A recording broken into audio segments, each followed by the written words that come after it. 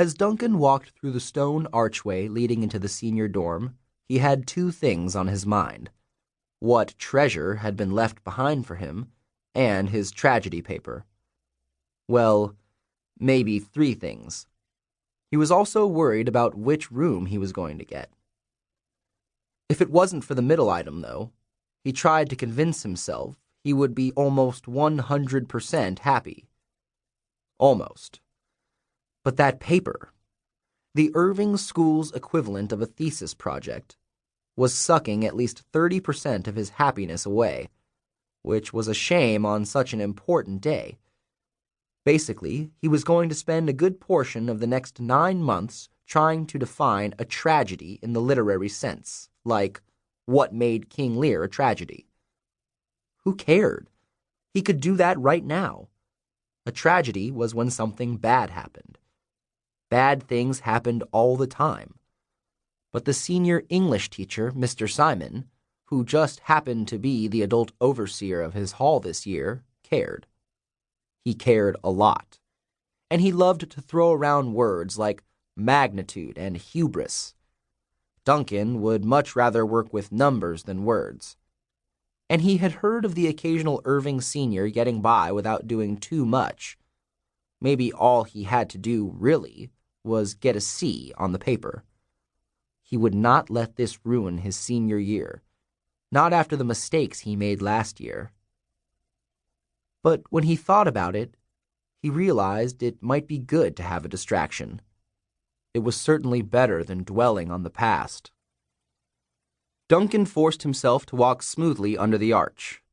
The pull to stop and read the message etched in the stone was strong. But he had been going to this school for 3 years already. He certainly knew what it said. He would look silly if he paused and read it. So instead he said it to himself under his breath.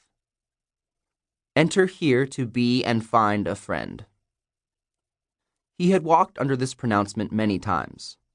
He had to when he went to the dining hall or the headmaster's office. And he had never paid much attention before. But now, well, now he hoped there was actually something to it, that these people were really his true friends, whatever that meant.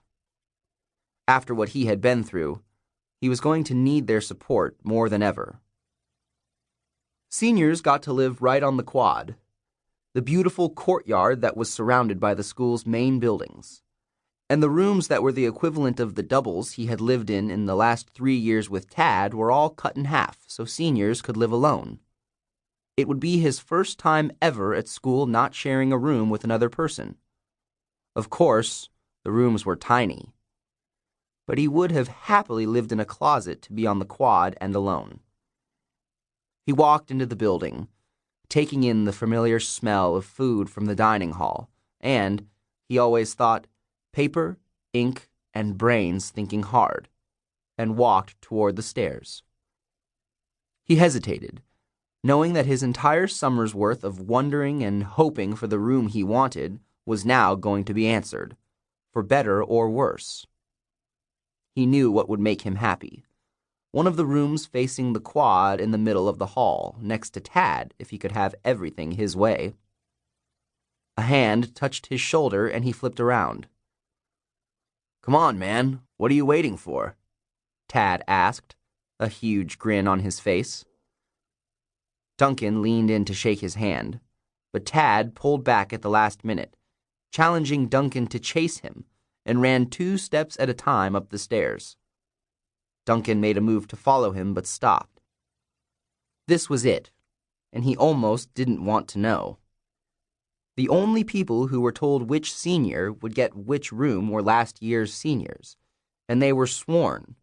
Literally, they took an oath that involved dropping a few notches in their grade point averages, with the promise of their colleges being notified, if they broke it, to never tell.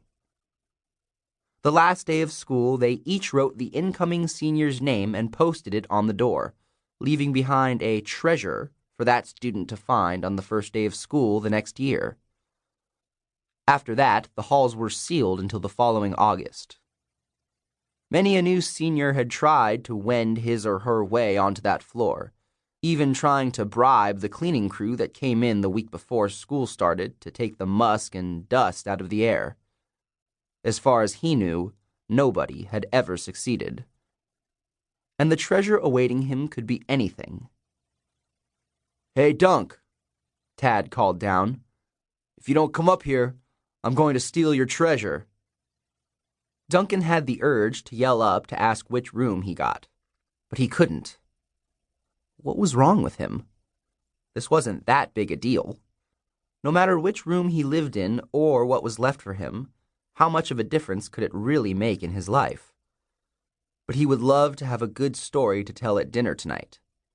At the very least, that would help him steer the conversation away from what he worried everyone would really want to talk about: